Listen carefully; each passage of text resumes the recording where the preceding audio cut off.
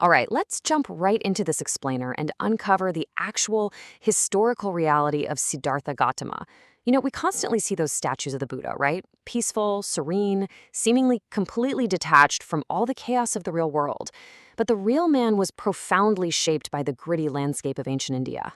He wasn't some mythological god who just descended from the heavens. He was a wandering ascetic, a teacher, and a truly brilliant thinker who actively diagnosed the human condition. So today, we're going to strip away all that accumulated legend and just explore the history and the absolute core logic of his teachings. Here's a quick look at our agenda for this explainer. We're going to start with his historical context, look at his great renunciation, the discovery of the middle way, and then we'll unpack his most famous frameworks, the Four Noble Truths and the Noble Eightfold Path, before wrapping up with his historical legacy.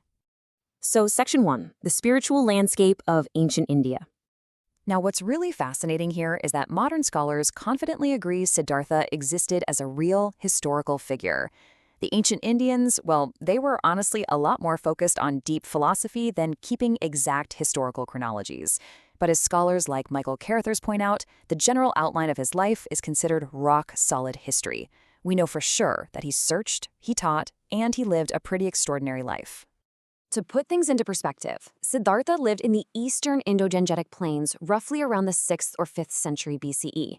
And this was an era totally dominated by the Shramana culture. Imagine this incredibly vibrant, restless society where these wandering ascetics just roamed the plains, fiercely debating the nature of existence and seeking absolute philosophical truth. It was this massive intellectual melting pot. And that is exactly what forged the Buddha's mind. Moving right along to Section 2, the Great Renunciation and Leaving Royal Life. If we look at the historical outline of his life, Siddhartha was born into the Shakya clan in Lumbini, which is down in modern-day Nepal. And his parents were elite, basically royalty, but he just didn't stay in the palace. He engaged in what's known as the Great Renunciation. He literally walked away from a sheltered, luxurious life to become one of those wandering ascetics. He spent years meditating, achieved his awakening at Bodh Gaya, spent decades teaching a monastic order called the Sangha, and eventually passed away in Kushinagar. It was along this timeline that he transformed into the Buddha. And honestly, I absolutely love this detail. Buddha isn't his name, it's a title. It actually comes from the Indic root bud, which simply means to wake up or to know. So a Buddha is, quite literally, just someone who is fully woken up to the true nature of reality. He wasn't pulling magical light down from the sky. He just finally opened his eyes to how things actually are. All right, Section 3, the middle way, navigating between extremes. During his spiritual search, Siddhartha experienced two massive polar extremes. First, he had that life of total sensual indulgence in his sheltered royal youth. Then, when he became an ascetic, he totally flipped the script to the exact opposite, enduring extreme self-denial, begging for food, and really severe physical punishment alongside his peers. But it hit him. Neither the indulgence nor the punishing asceticism was actually solving human suffering. Both of them were just complete dead ends. So he did something incredibly radical for his time. He remembered this simple moment from his childhood, a totally natural, unforced state of meditation, or dhyana, that he fell into while just sitting under a tree watching his father work. Trusting that memory, he forged the middle way. It's a path that entirely avoids both the sensual indulgence and the severe asceticism, and it leads straight to freedom from ignorance, craving, and that endless cycle of rebirth. Which naturally leads us to ask, after ditching both of those extremes, what exact framework did he actually discover under that tree to cure human suffering? Let's break that down in Section 4, the Four Noble Truths and Diagnosing the Condition. Think of Siddhartha working a lot like a brilliant master physician trying to cure an illness. Step 1 was the diagnosis, the first noble truth. He laid out the inescapable reality that all of conditioned existence inherently involves suffering. In the ancient Indian worldview, life was this relentless, repeating cycle of becoming called samsara. And the Buddha looked at that and said, yeah, being caught in that cycle, it guarantees dissatisfaction and pain. Then we get the second noble truth. Like any skilled doctor, he didn't just diagnose the symptoms, he pinpointed the root cause of the disease.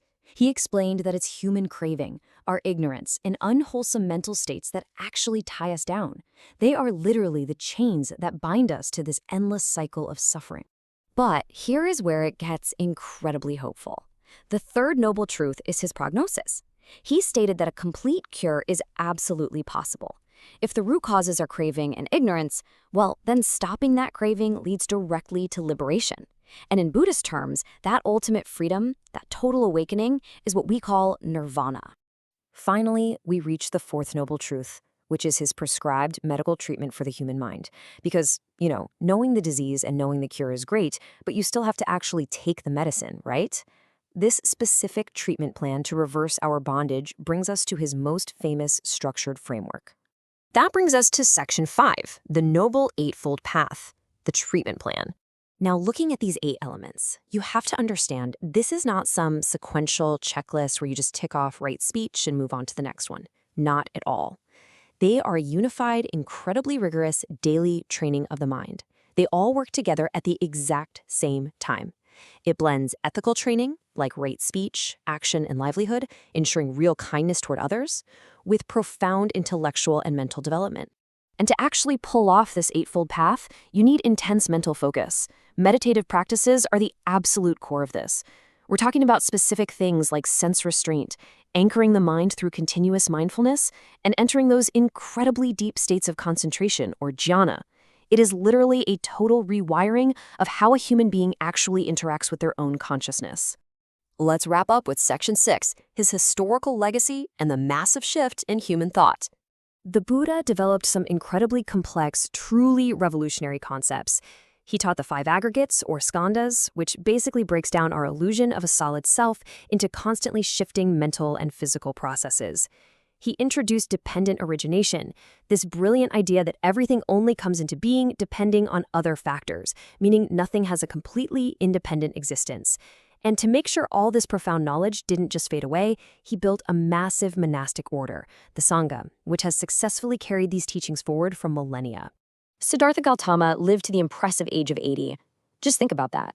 He spent literally decades walking the dusty paths of the Indo-Gangetic Plain, teaching his framework to absolutely anyone who would listen, from wealthy kings right down to everyday commoners. Based on scholarly consensus, he finally passed away, reaching his final release in Kushinagar, somewhere right around 400 BCE. So we've explored the history, the brilliant, clinical logic of the Four Noble Truths, and his highly structured path to waking up. But, learning all this isn't just a history lesson. I want to leave you with this to ponder. If a wandering teacher from over 2,000 years ago could so accurately diagnose the absolute root of human suffering, what might his middle way cure in our incredibly distracted, anxious modern lives today? Could his ancient prescription be exactly the medicine we still need? Thanks so much for exploring this explainer with me. Keep asking questions.